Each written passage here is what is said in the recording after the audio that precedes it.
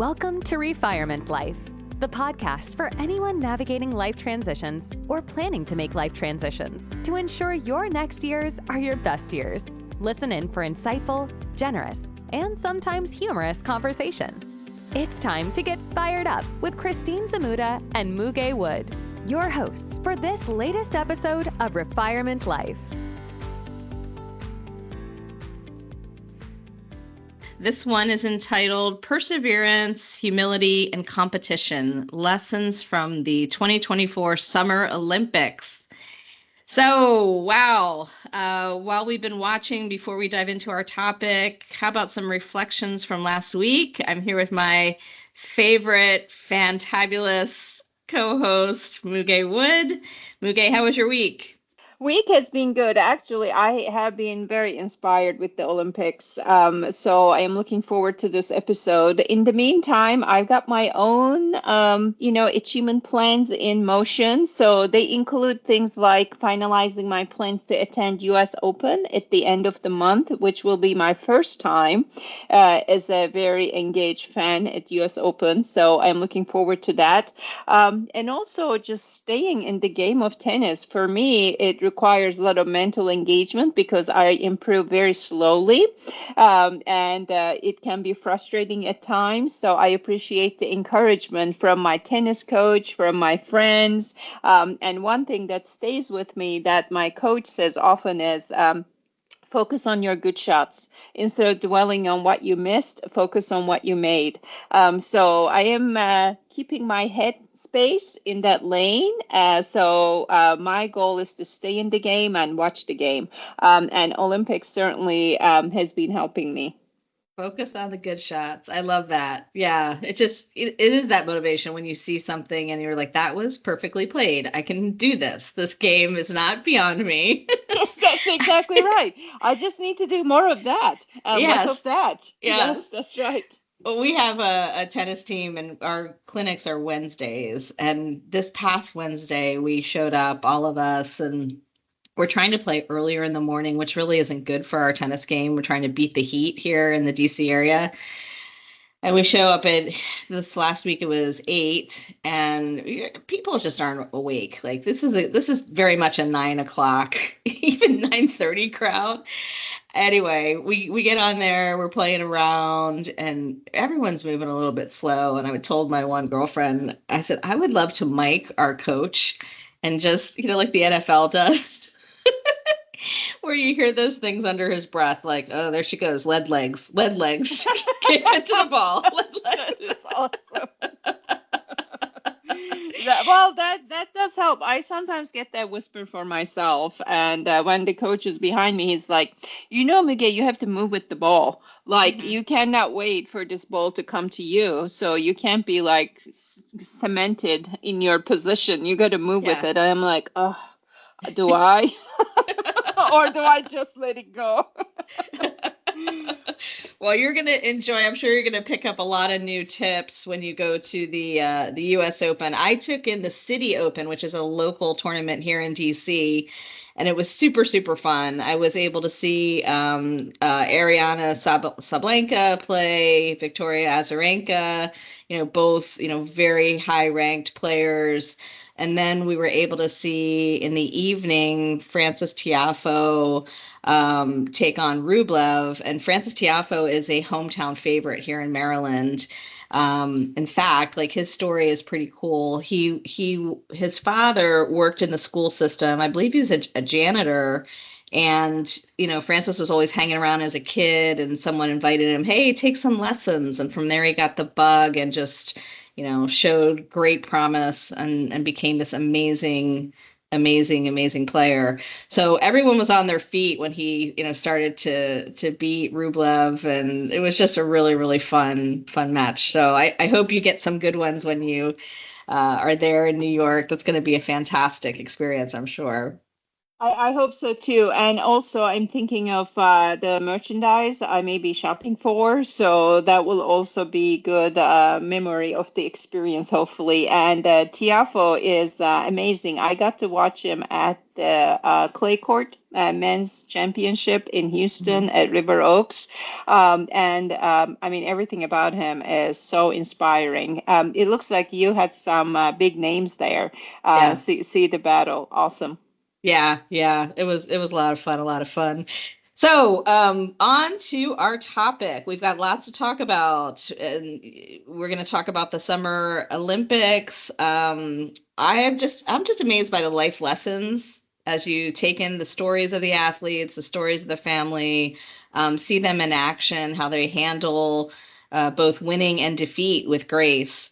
So, let's talk first about gymnastics. Gymnastics has been amazing for the U.S. team. The Italians have been really performing really well in gymnastics, um, and I don't know. Like, when you think about gymnastics, were you ever involved in that as a kid, or when's the last time you did, you did a cartwheel, Muge? Well, I think if our podcast were visual, probably our listeners could see my face and rolling my eyes on the improbability of me doing a cartwheel. So, unfortunately, I was not very athletically gifted. So, cartwheel was never in my future, even when I was young.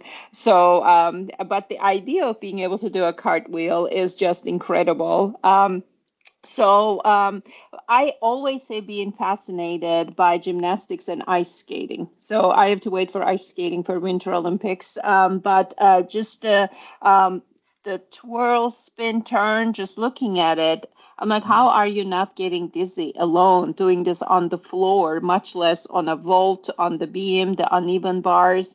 It is incredible. And of course, the big one that we all have been waiting for and hoping for a positive outcome was return of Simone Biles and Team USA. And that was just remarkably inspiring. What did you think, Christine? Oh, incredible, incredible. And then when you look back at, her story Mhm. and all the greatness that she's put into the sport. In fact, I mean, the level of difficulty scores were changed as a result of what she's brought to the events. And of course, we all know that how she overcame what they call the twisties when her mind was a bit separated from what her body could do. And in a sport like gymnastics, I mean, that could mean, very serious injury, even death.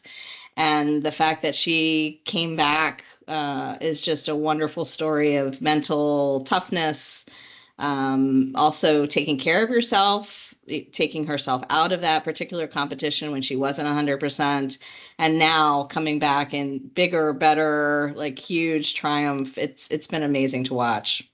It really has been amazing, and there are just so many things that I'm grateful for her.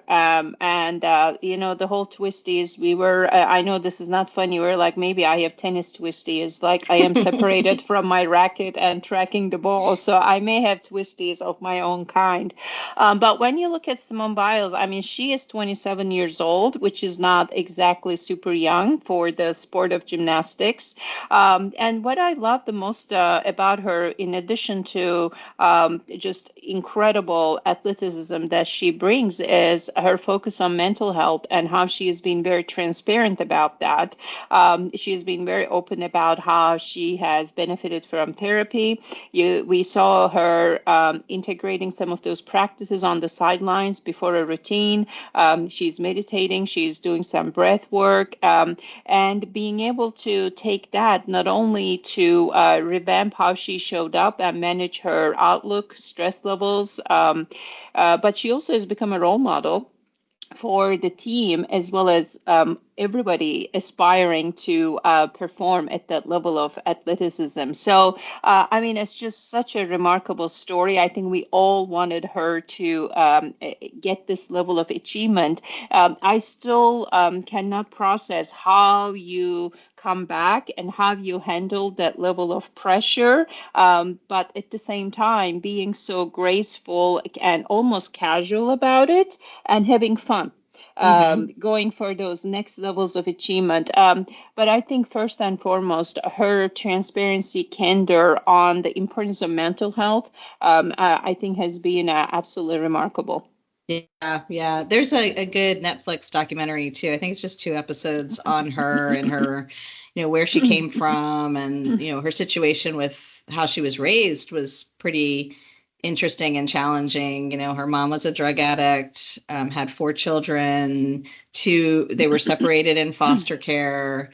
Her grandparents were able to, or her grandfather was able to adopt her, remarried, and just, wow. I mean, just amazing story that so many could get hope from, right? I mean, not everything is perfect. Not everything is, hey, everything handed to you. She's really worked hard, and the family's worked hard to get her where she is. Yes, the whole family, I think 14 or 17 people from her family showed up to support her on this very monumental event. I keep coming back to, I think her giving spirit and generosity as well. So she is from Spring, Texas, which is a suburb of Houston. So she was born and raised in Houston. She continues to live here with her husband. And she has her own gym. And this gym obviously is a magnet for all aspiring gymnasts, as we can imagine. But there's also the story of Jordan Childs on the Team USA, who some people have written off as a promising gymnast during her career. And Simone Biles apparently reached out to her and invited her to come and practice at her gym here in Houston. So Jordan Childs, as we have seen in the games, really blossomed with that type of confidence and opportunity given to her. And she won a medal recently, I think, on the vault, in addition to contributing to the achievements of Team USA. So I think that there's a lot there, not only for Simone's athleticism, but her character, her giving nature, generosity, rising above circumstances, not only to help herself, but everyone around her. So it is pretty remarkable. That's awesome. And talk about rising above. How about the height she gets? So there was this graphic, and I pulled it because it was just so amazing. So she's 4'8".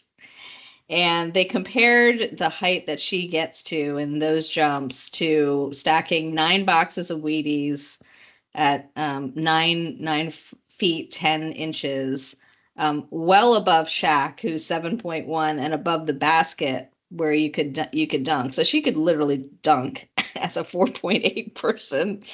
It's just amazing watching her. It's just like, I don't know that we'll ever see another person like her. Right. Well, she did accomplish several moves that nobody achieved and may not achieve again. And I think she even patented some of these moves to be attributed to her. So the height she achieves is incredible, but then being able to do those rotations, flips, and landing solid. Is incredible. And also that makes me think she's obviously gifted. And that gift is complemented by immense discipline, motivation, and mental space to, optimize and get the most out of it. But, at the same time, like, how do you know at such a young age what your gift is, and be able to have that blossom? I think that is probably an opportunity, but also recognition people need to be on the lookout for. Because how do you know you're gifted for swimming, for tennis, for any other sport at a young age, so you can work on it. So that also fascinates me, just recognizing that and finding the environment to blossom with all that. Yeah, that's amazing. It's amazing. So now we have another story, experience over youth. Djokovic over Alcaraz. We're back to a little bit of tennis. And wow, I mean, if you look at what happened in Wimbledon, it was quite a grind. And Djokovic coming back with a bad knee, gets all the way to the semifinals, loses to Alcaraz, who is so fun to watch. And then we get to the Olympics. The first opportunity for Djokovic to win gold at the Olympics. I mean, I think the two of them, Djokovic and Alcaraz, they are like Tiger Woods for golf. They make the game super exciting. It is most anticipated, and how they get to the ball and the stamina over hours and hours of back and forth. But when we look at Djokovic and Alcaraz, I mean, I love them both, and probably most people do. Djokovic, I think he is 37 years old. It is older age for tennis to play right. at that level. But yet he's in the game, and he doesn't have to. He achieved a lot, many stats, but he's staying in the game, and how he shows the discipline to train and put his body through all that and win is incredible. And then Alcaraz, 21 years old, very young, and the grace he shows under pressure and the athleticism, it is just so fun to watch and to know that he has hopefully many years ahead of him to delight all of us with his game. But it's interesting because when the two play, you just don't know which way it's going to go.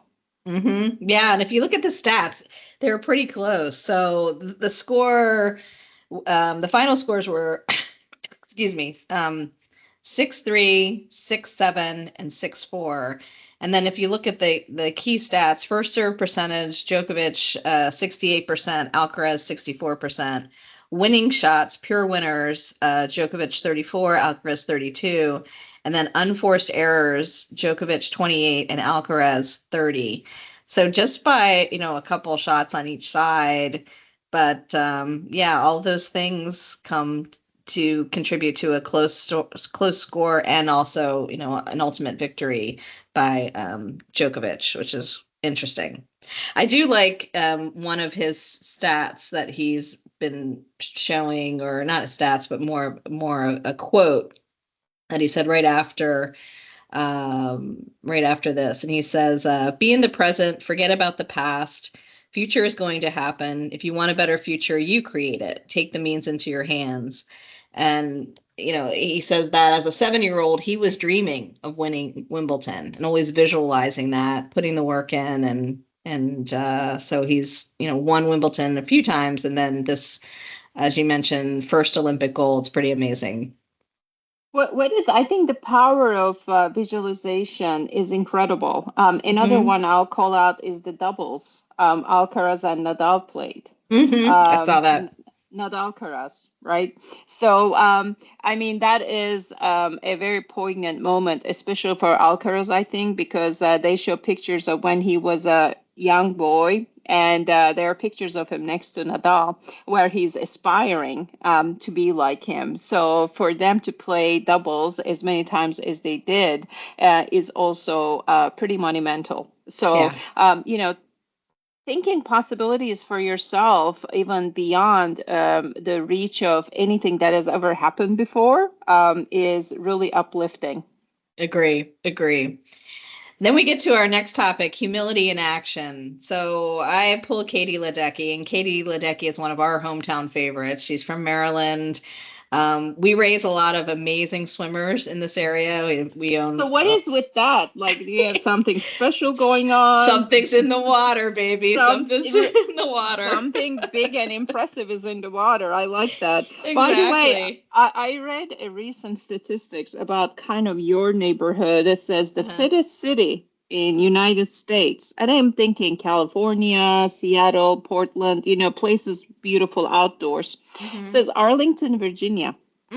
That's where people exercise and they are out there. I'm like, wow, that's impressive. I wouldn't have expected that. So there you go. We have miles and miles of bike lanes and towpaths all around the monuments, and people are always out running, biking. Yeah, and Arlington's a very young city too, so I think there's a lot of young people flexing and enjoying the outdoors. So something is in the water and on the trail. So let's hear about Lidicky's story.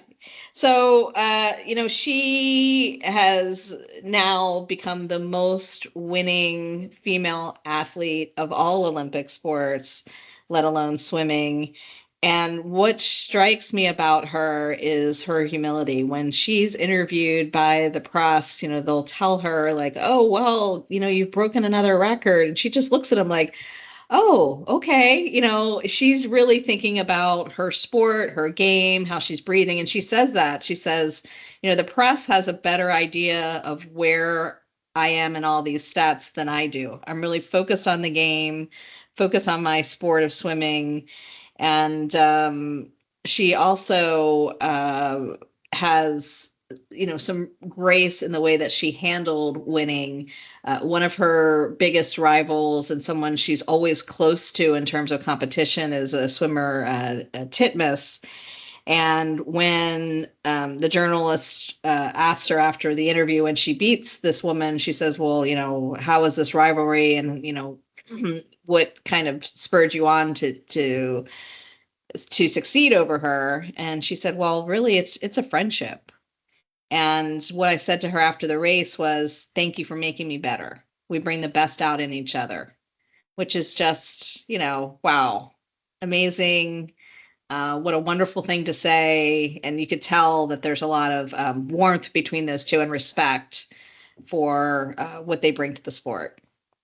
I think that's remarkable because it also exemplifies what Olympics and sports are supposed to be about, right? We talk about sportsmanlike conduct. That is obviously observing the rules and being courteous, etc. But her showing is far beyond that, and being able to respect, admire, and learn from your opponent and acknowledging that publicly, amazing. So I think in a lot of these stories we are talking about, it is the athletic prowess, but it's also character.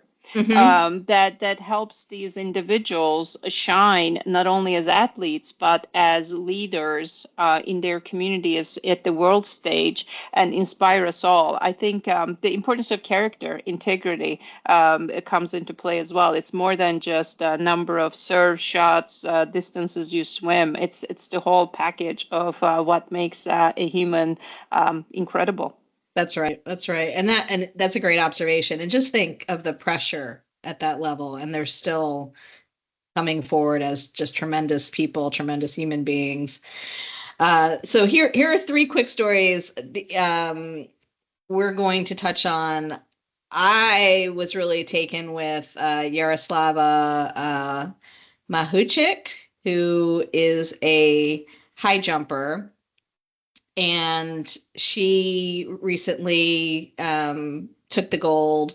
And then just, again, looking at her story. So out of the Ukraine in March 2022, I mean, she's fleeing the invasion to go compete. So she had a 3-day tour, getting around a war that's breaking out, gets to Belgrade, and then has to have the semblance of mind and spirit to compete, where she did win, and then coming back to the Olympics here again, just showing her spirit, talking about how important this is for her country, and again putting herself in a very different place. For her, it was about, I want to show the Ukrainian spirit. I want to show my people back home that, we're proud people, and I'm doing this for them.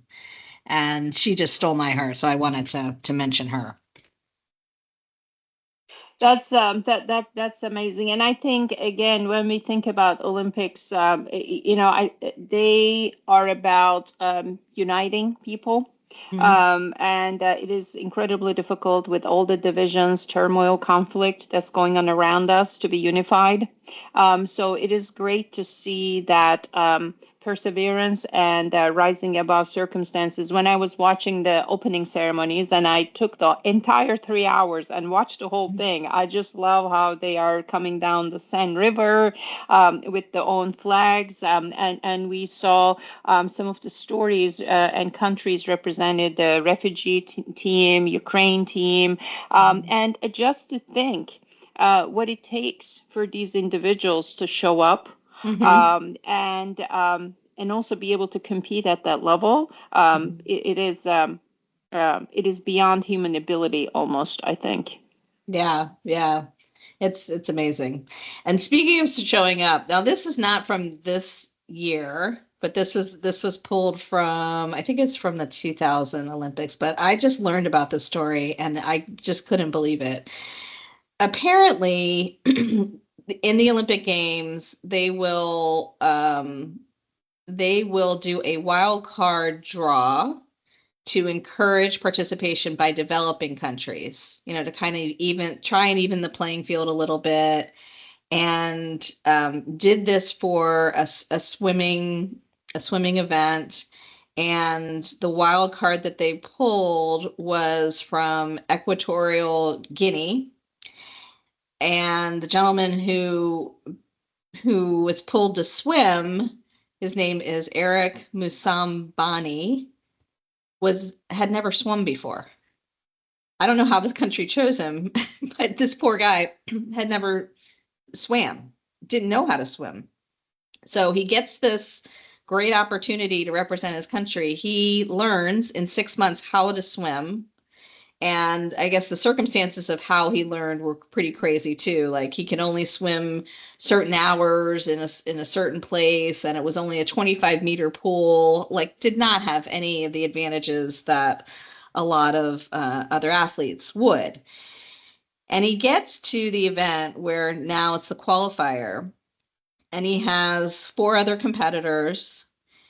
I guess, I don't know. Do they do a starting gun, or what do they do, to like a whistle or something to let the people start? Yes, something to give the start, but I don't know where that comes from. But yes, there is a sound-based trigger. Yes. Right. So the starting, I guess, they all assemble, and all of the other competitors do a false start, which disqualifies them.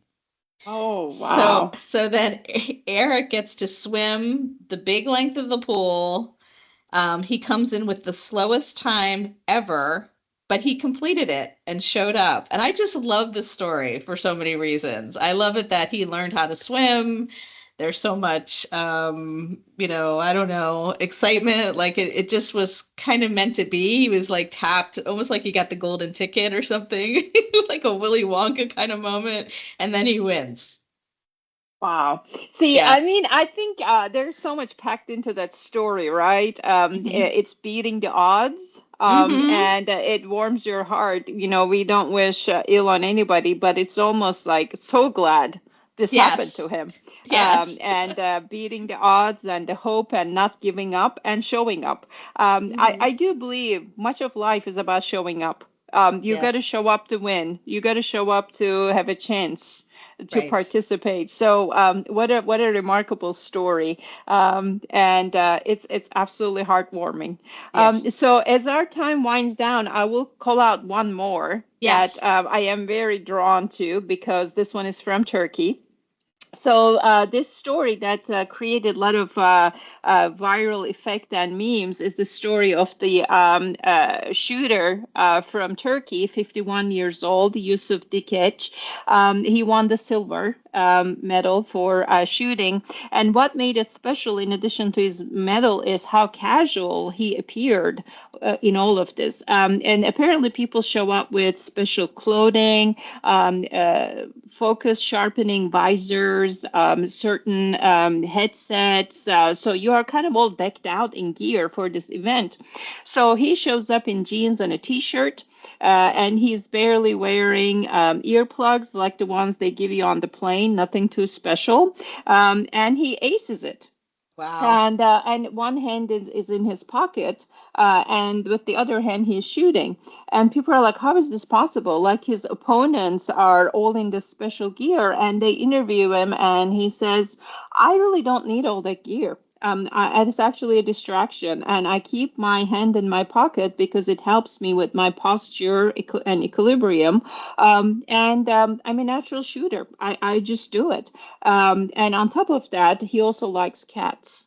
So, this guy has become a internet sensation because of how casually he approached it. Now, he didn't just show up at this Olympics to compete. Apparently, he's been competing since 2008 in Summer Olympics, and he has this track record of, winning. He's a retired cop from the Turkish police force.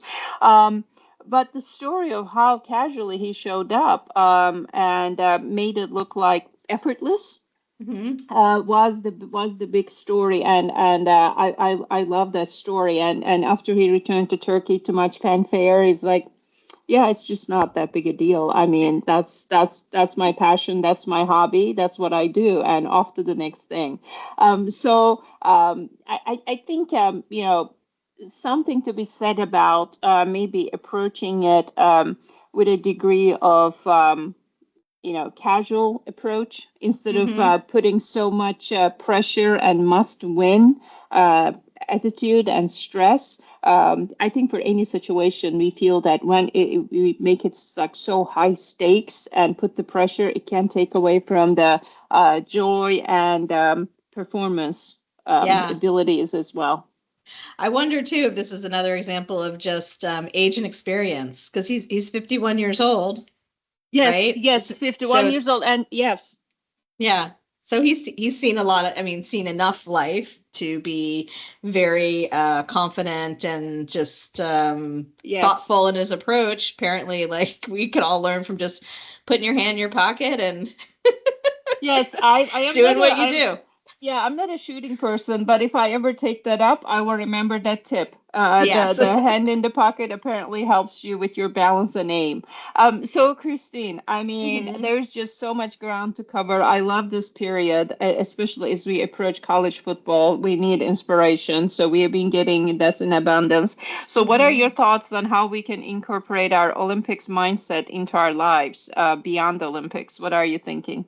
Yeah, well, I think there's a couple things. Obviously, to root on your team, you can have even more fun if you decorate your face, wear your colors at home, Especially if the decoration may include some glitter. Yes. That would be awesome. The other thing I think that would be fun, and I'm starting to see people do this on Instagram, host your own games or take a sport and try it. And we're actually doing this here in Potomac, Maryland.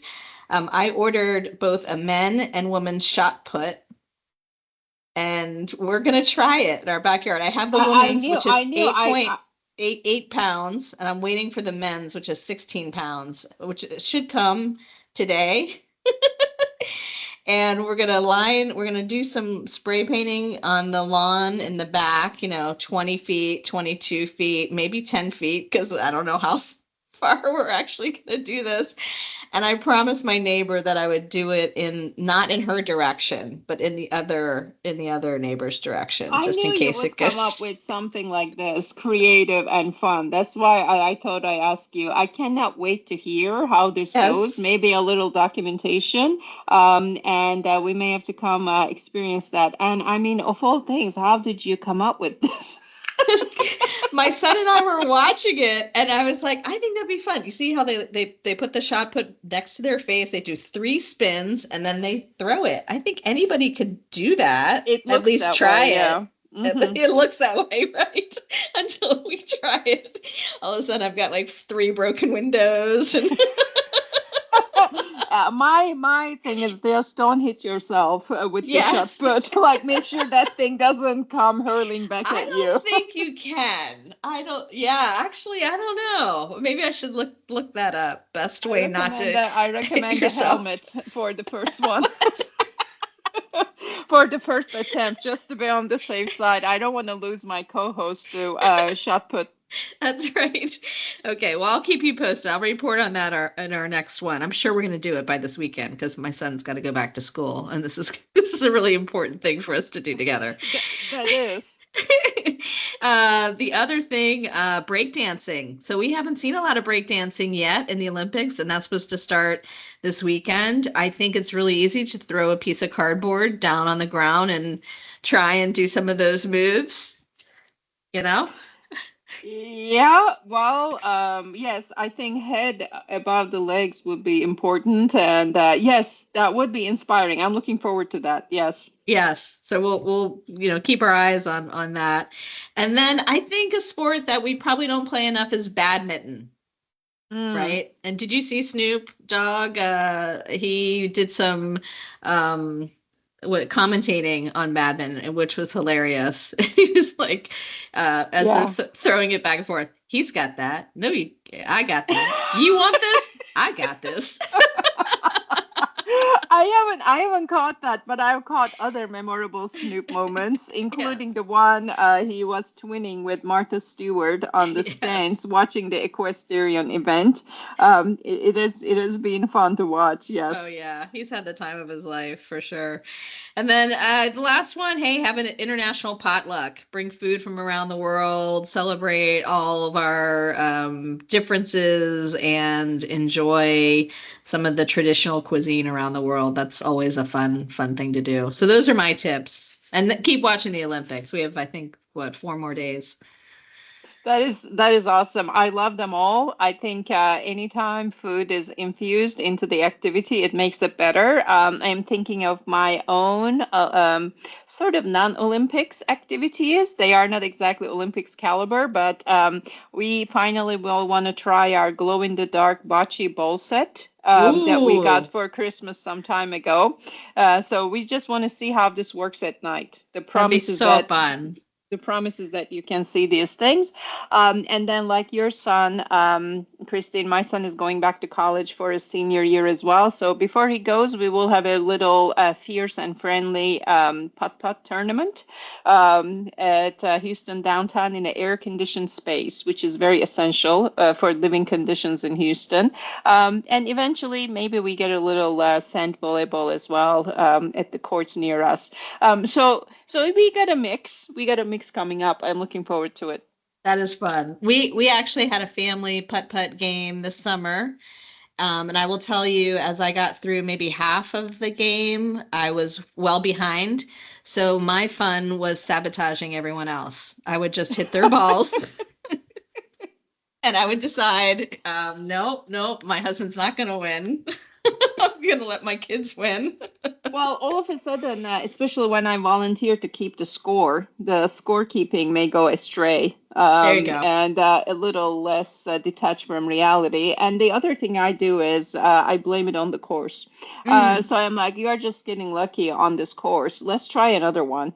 And I may shine in this one. And that really doesn't happen, but it makes me feel better to think that it's less about them, more about the course. Yes. Good. It's all good fun. All good fun. Yeah.